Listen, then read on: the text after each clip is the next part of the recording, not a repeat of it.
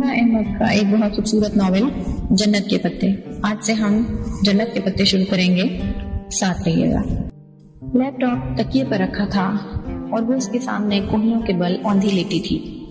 Screen کی روشنی اس کے چہرے کو چمکا رہی تھی۔ وہ تھوڑی تلے ہتھیلی رکھے دوسرے ہاتھ کی ایک انگلی لیپ ٹاپ کے ٹچ پیڈ پر پھیر رہی تھی۔ لمبے سیدھے سیاہ بال پیچھے کمر پر پڑے تھے۔ اس کی آنکھیں بھی ویسی ہی تھیں، سیاہ بڑی بڑی مغلئی آنکھیں جن میں چاندنی کی سی چمک تھی، اور چہرہ تو ملائی کا بنا لگتا تھا، سفید ملائم اور چکنا سا۔ وہ اسی انداز میں اسکرین پر نگاہیں مرکوز کیے ٹچ پیڈ پر انگلی پھیر رہی تھی۔ ایک کلک کے بعد کوئی صفحہ کھلا تو ایک دم اس کی متحرک انگلی ٹھہر گئی۔ اسکرین پر جب آنکھوں میں ذرا سا تفکر ابھرا اور پھر بے چینی۔ اس نے جلدی جلدی 2-3 بٹن دبائے۔ لوڈنگ۔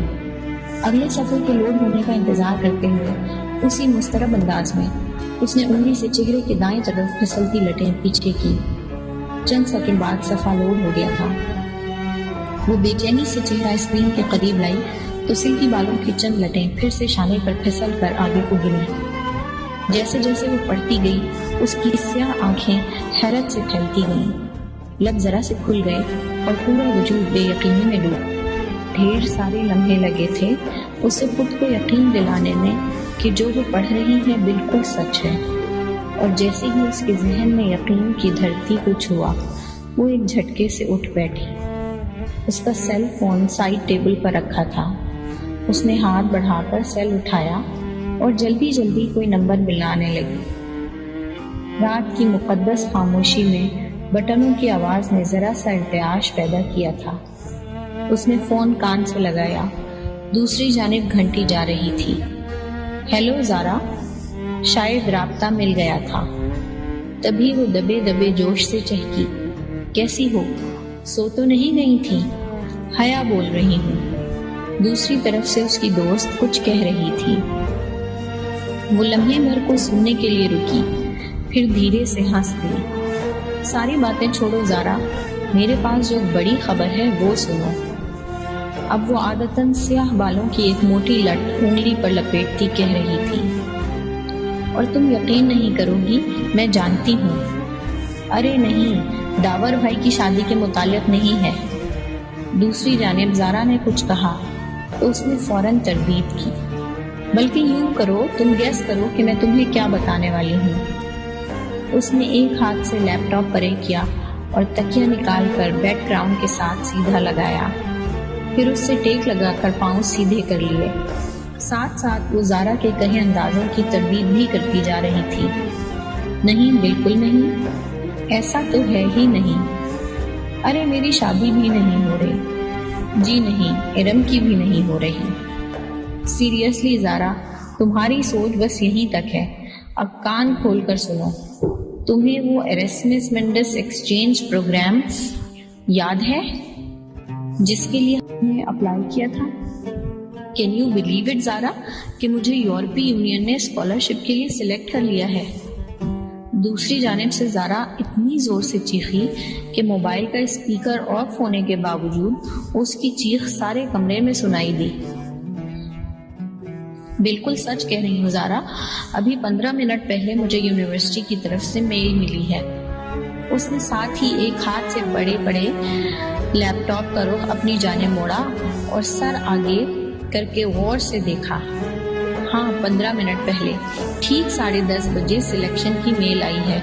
تم بھی فوراً چیک کرو، تم نے بھی اپلائی کیا تھا، تمہیں بھی میل آئی ہوگی۔ وہ فون ایک ہاتھ سے پکڑے دوسرے سے بٹن دبا کر لیپ ٹاپ آف کرنے لگی۔ نہیں، اسپین کی ڈیسٹو سے نہیں، ترکی کی سبانجی یونیورسٹی نے ہمیں سلیکٹ کیا ہے، اور اب ہم ایک سیمسٹر پڑھنے 5 ماہ کے لیے استنبول جا رہے ہیں۔ لیپ ٹاپ کی اسکرین اندھیر ہوئی تو اس نے ہاتھ سے دبا کر بند کیا، پھر تار نکال کر سائڈ ٹیبل پہ رکھ دیا۔ ہاں، میں نے سبانجی کو نیٹ پر دیکھا ہے، بہت خوبصورت یونیورسٹی ہے، مگر وہ لمحے بھر کو خاموش ہو گئی۔ دوسری جانب سے غالباً استفسار کیا گیا تو وہ گویا ہوئی، بس ایک چھوٹا سا مسئلہ ہے، لیکن ہم اس کے بارے میں اپنی فیملیز کو آگاہ نہیں کریں گے۔ دھیمی آواز میں بولتے ہوئے اس نے گردن موڑ کر بند دروازے کو دیکھا۔ دراصل سمبانجی میں لڑکیوں کے ہیڈ اسکارٹ پر پابندی ہے، ادھر سر ڈھکنا منع ہے۔ گھر والوں کو بتا کر متنفر کرنے کے بجائے اس بات کو بول کر جانا، ویسے بھی ہم دونوں میں سے کوئی اسکارف نہیں لیتا۔ اسی پل کھڑکی کے اس پار کچھ کھڑکا تھا، وہ چونک کر دیکھنے لگی۔ قد آدم کھڑکیوں کے آگے بھاری پردے گرے تھے، البتہ پیچھے جالیاں کھلی تھیں، شاید اس کا وہم تھا۔ وہ سر جھٹک کر فون کی جانب متوجہ ہو گئی۔ ابا نے مجھے کبھی اسکارف لینے یا سر ڈھکنے پر مجبور نہیں کیا، تھینک گاڈ۔ ہاں، ارم گھر سے باہر اسکارف لیتی ہے، اس کے ابو تایا فرقان ذرا سخت ہے نا۔ وہ پھر سے بیڈ کراؤن سے ٹیک لگائے نیم دراز مگن سی بتانے لگی۔ پرمیشن کا تو کوئی مسئلہ ہی نہیں، ابا اسپین جانے کی اجازت نہ دیتے، مگر ترکی میں سبین پھپھو رہتی ہے نا، سو وہ مان گئے تھے۔ ویسے بھی انہیں اپنی بیٹی پر پورا بھروسہ ہے۔ پھر وہ چند لمحے ایئر پیس سے ابھرتی اپنی دوست کی بات سنتی رہی۔ زارا خاموش ہوئی تو اس نے نفی میں سر ہلایا۔ کل نہیں، داور بھائی کی مہندی پرسوں ہے، تم آ رہی ہو نا؟ اور ہاں، میں اور ارم لہنگا پہن رہے ہیں۔ سارے کزنز بہت ایکسائٹڈ ہیں، خاندان کی پہلی شادی ہے نا۔ اوکے، تم اب جا کر میل چیک کرو، میں بھی سوتی ہوں، رات بہت ہو گئی ہے۔ الوداعی کلمات کہہ کر اس نے موبائل کان سے ہٹایا اور تکیے پر اچھال دیا، پھر جانے کے لیے اٹھ کھڑی ہوئی۔ باہر لاؤنج خاموشی میں ڈوبا تھا۔ حیا نے آہستہ سے اپنے کمرے کا دروازہ بند کیا اور ننگے پاؤں چلتی لاؤنج سے کچن کی طرف آئی۔ سیاہ لمبی قمیض اور سیاہ کھلے ٹراؤزر میں اس کا قد مزید دراز لگ رہا تھا۔ کچن میں اندھیرا پھیلا تھا۔ وہ دروازے کے قریب رکی اور ہاتھ سے دیوار پر سوئچ بورڈ ٹٹولا۔ بٹن دبنے کی آواز آئی اور ساری بتیاں جل اٹھی۔ اس نے آگے بڑھ کر فریج کا دروازہ کھولا اور پانی کی بوتل نکالنے کو جھکی۔ جھکنے سے ریشمی بال کندھوں سے پھیل کر سامنے کو آ گرے۔ حیا نے نزاکت سے انگلی سے ان کو پیچھے ہٹایا اور بوتل نکال کر سیدھی ہوئی، پھر کاؤنٹر پر رکھے شیشے کا گلاس اٹھایا اور بوتل اس میں اڈیلی۔ پانی کی ندی سی گلاس میں گرنے لگی۔ تبھی اس کی نگاہ کاؤنٹر پر رکھی کسی سفید چیز پر پڑی۔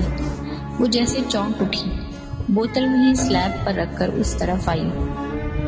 وہ سفید ادھ کھلے گلابوں کا بوکے تھا، جس میں کہیں کہیں سبز پتے جھلک رہے تھے، ساتھ ہی ایک بند لفافہ رکھا تھا۔ حیا نے گلدستہ اٹھایا اور چہرے کے قریب لا کر آنکھیں موندے سونگھا۔ دل فریب تازگی بھری مہک اس کے اندر تک اتر گئی۔ پھول بالکل تازہ تھے، جیسے ابھی ابھی توڑے گئے ہوں۔ جانے کون رکھ گیا ادھر؟ اس نے بند لفافہ اٹھایا اور پلٹ کر دیکھا۔ اس پر گھر کے پتے کے اوپر نمایاں سا حیا سلیمان لکھا تھا۔ پیچھے بھیجنے والے کا پتہ نہ تھا، بس کوریئر سروس کی مہر اور اسٹیکر لگے تھے۔ مہر پر 1 روز قبل کی تاریخ تھی۔ اس کو کبھی کسی نے یوں پھول نہیں بھیجے تھے۔ کیا معاملہ تھا یہ بھلا؟ الجھتے ہوئے حیا نے لفافہ چاک کیا۔ اندر ایک موٹا کاغذ تھا۔ اس نے 2 انگلیاں لفافے میں ڈال کر کاغذ پکڑا اور باہر نکالا۔ سفید کاغذ بالکل صاف تھا، نہ لکیر نہ کوئی ڈیزائن، بس اس کے وسط میں انگریزی میں 3 لفظ لکھے تھے، ویلکم ٹو سبانجی۔ وہ سناٹے میں رہ گئی۔ یہ کیا مذاق تھا؟ بھلا خط بھیجنے والے کو کیسے پتا کہ وہ سبانجی جا رہی ہے؟ خط پہ تو 1 روز قبل کی تاریخ تھی، جبکہ قبولیت کی وہ ای میل اسے ابھی 15 منٹ پہلے موصول ہوئی تھی۔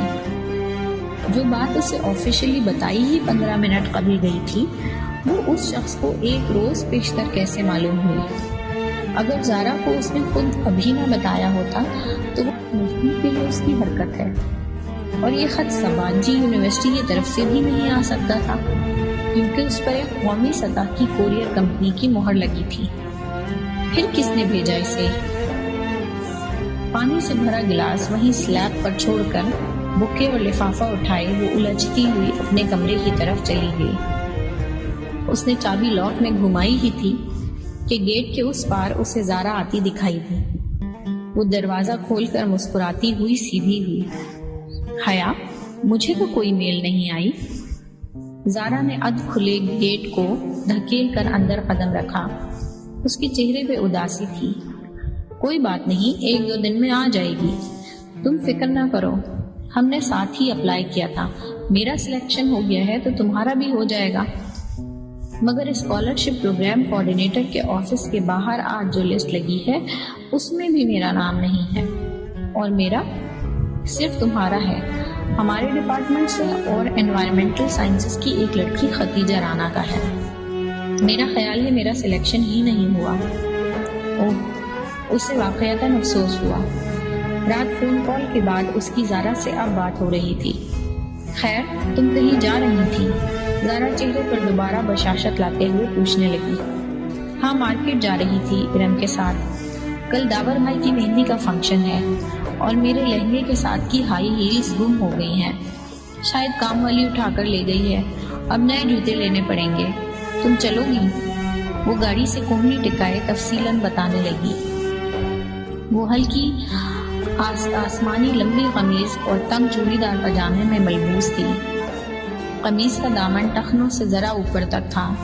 ہم رنگ دوپٹہ گردن کے گرد لپٹا تھا اور بال کمر پر گر رہے تھے. ہاں چلو پھر جلدی نکلتے ہیں. زارا فوراً تیار ہو گئی اور فرنٹ سیٹ کی طرف بڑھی. ارم کو بھی لینا ہے. حیا نے اندر بیٹھ کر دروازہ بند کیا.